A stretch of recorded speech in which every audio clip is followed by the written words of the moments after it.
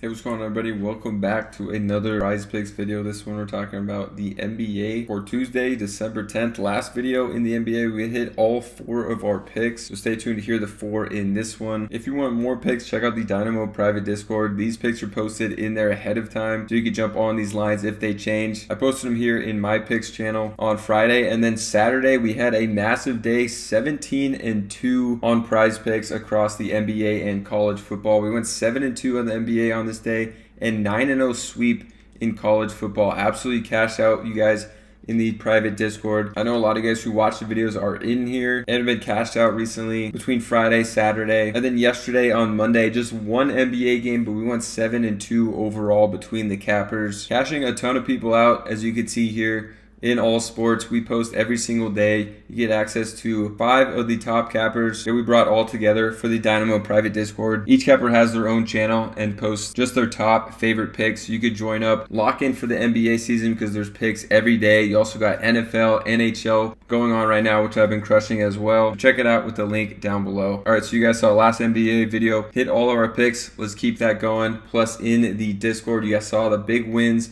Some of the crazy streaks have been going on Saturday and yesterday in the NBA. Let's get this one going.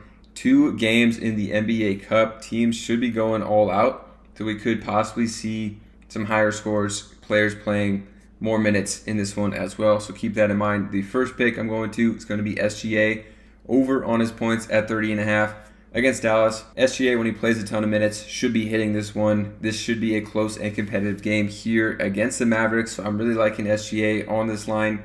It's one that I've been playing for him. After a slow start, he's been hitting this line pretty consistently, especially in these closer, more competitive games where he's going to be playing the big minutes. So I like going to SGA here over on the points. Looking at SGA on the season, like I said, a slow start. Looks like in his first 11, 12 games here, he only hit this one time. And then we could look at his just last 10 here. He's hit it in 7 of his last 10 games. The scoring has been increased with Chet Holmgren out, who was scoring a lot for OKC earlier in the year, which wasn't the case last year. Now SGA kind of going back to what he was doing last season, 26 or more in all these games, had another 30-point game, and that was even in a blowout when they won by almost 40. And in these closer ones, he's hitting this. We can look back to last year. He hit this in 60% of his games. In close games, he will play bigger minutes as well, like we've seen less than 30 or around 30 in these blowout games. But in the closer ones, he plays 36 minutes, 37 minutes, another 38-minute game. So he'll play a ton of minutes. Last year, when he was playing a ton of minutes, I mean, just look at games where he played 31 or more minutes. This jumps up to a 70% hit rate on this line. So I'm really liking this one for SGA. We can also look at him head-to-head against the Mavericks. In the last 6 games here, he's hit this in 5 of 6 against Dallas, and that includes 1 game here. He just missed it by a half point, so really been crushing this one against Dallas, and he's played huge minutes against them as well, and they did have a playoff series against the Mavericks where he's playing these big minutes, and I expect them to treat this like a playoff game. Should be playing massive amount of minutes in this one, so liking SGA a lot on this line. For the next one, we're going to stick to this game. We're going to go to Klay Thompson under on his points at 12.5. For Klay, he just hasn't been playing the minutes that he's accustomed to be playing. So for that reason, taking him on the under, basically, even though he came off a huge game where he had 20 in the last one, but obviously that was against Toronto, a team that a lot of teams have been scoring a ton on. And Toronto, I think, only has 6 or 7 wins, so an easy matchup in that one. Now coming up against OKC, who lost the second least points in the league, an extremely tough matchup. And looking head-to-head against OKC this season in their only matchup, Klay against OKC, he only had 5 points in that one. And then you can see on the season a 50% hit rate, but he hit this in his first 3, and then since then he's hit it in just 7 of 17 games. And you can see the decrease in minutes for Klay earlier in the season.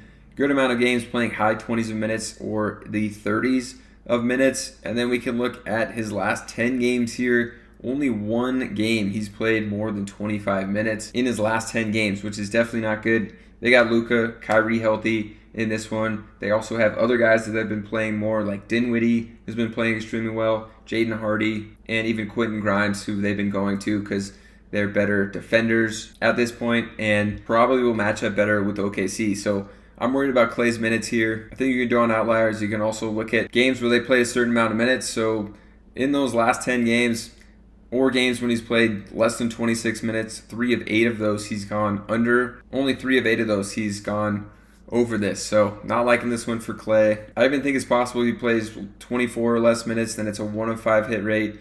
He could even possibly play less than 23 minutes, and then it's 0 for 3 on the season. So for the decrease in minutes, tough matchup for Klay, and he hasn't been hitting this one super consistently even this season at 50% hit rate. So I'm going to the under on him for this game. Moving on to the next game. Definitely an interesting one. Orlando made it into this tournament, but now Paolo obviously is hurt, but also Franz Wagner is hurt here. So Milwaukee's been playing extremely well.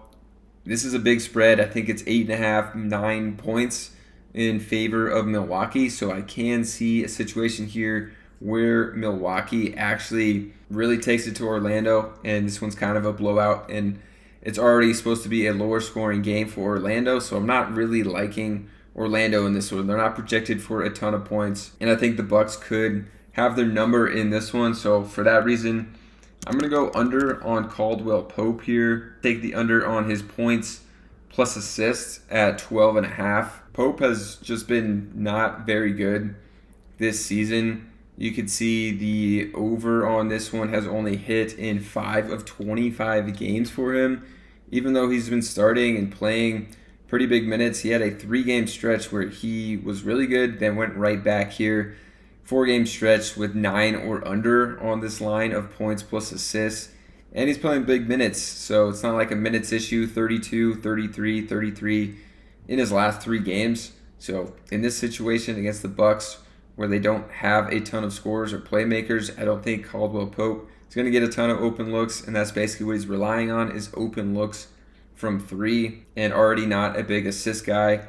On the season, a 20% hit rate already, so definitely not one that I'm liking here. Looking back at last year, this was a 44% hit rate for him, so it was a little bit better, but that was a totally different offense, different situation. He just has not been good this year aside from that 3-game stretch. So unless he completely breaks out of this with not hitting 9 or more on this line in his last 4 in a tough spot here, I can't see him hitting this line. And for the situation of this game where I think Milwaukee will be controlling it and the Magic won't score that many points. So now we're moving on to the Bucks. So the Bucks, another tough team to call because of this situation where I do think Milwaukee will be controlling the game.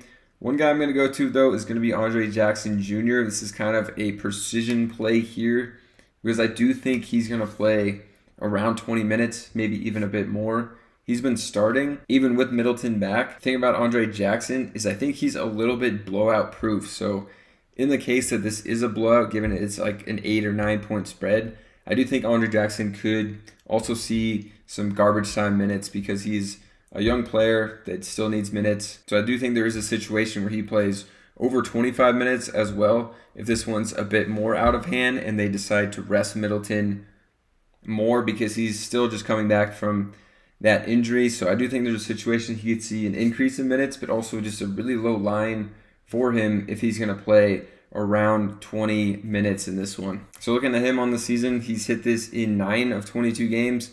But looking at the minutes, there's a ton of games where he just hasn't played. But in the last one, he got the start, got over 21 minutes in a close game. So I do think this is a good situation and spot for him to play around 20 minutes again. And you can see on the season, when he's played 13 or more minutes, he's hit this half the time. 14 jumps up to 53%. And as we get up to 19 minutes or more, 8 of 11 games he's hit this line. I project him for between 19 and 22, 23 minutes. If you jumping up to 21 or more minutes, it goes up to a 6 of 8 hit rate as well for him. And this is playing against a completely different Orlando team here without Wagner and Banchero. So I do think that we could see Andre Jackson have a pretty nice game here and play a decent amount of minutes, even in a blowout. So liking this one as more of a precision play based on how I think this game's going to go and his situation and role starting in this game. And if you guys want more picks, you guys saw the huge wins we've been having in the private Discord. I post more picks in here, plus a bunch of other cappers that we've curated in here to give their top player props in all sports. We hit all our picks on the last NBA video on Friday. The day after that, on Saturday, went 17-12 on Prizepicks in the Discord between the cappers, 7-2 in the NBA, and a 9-0 sweep in college football. Then on Monday, we went 7-2 in the NBA on a small one-game slate. So looking to keep that going and have a big one. Look out for a ton more picks in the NBA in the Discord for a bunch of cappers, just giving their top picks, plus NHL, which we've been crushing, and more NFL to come up. We made the Dynamo private Discord a place where you can get access to private channels from a bunch of different cappers in player props, just giving their top picks, and it's less than $1 per day to get in here for the full month, or less than winning a $5 3-pick slip on Prizepicks. So if we can help you do that, definitely going to be worth it. So subscribe to the channel, and we'll see you guys in the Discord.